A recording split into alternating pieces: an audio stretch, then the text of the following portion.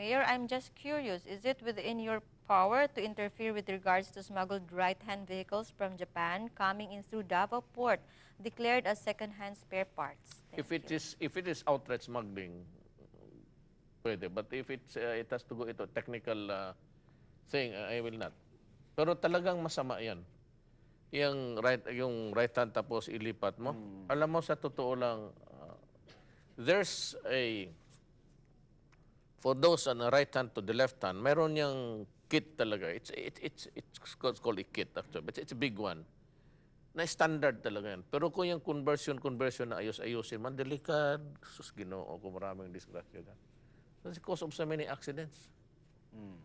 Yung inato sa Bisaya, pa, those, what would be the correct translation on that?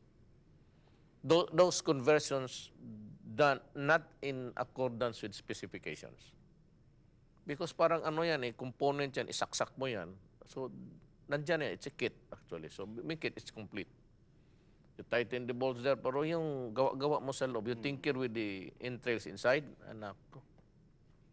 Kaya ganun kung bawal talaga, I can call the attention of, but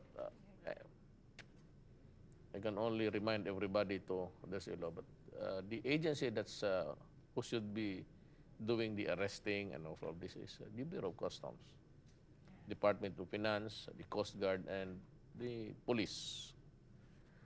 Kung nandyan pa, wala kaming, hardly, at if at all, wala akong jurisdiction, lalo na sa loob.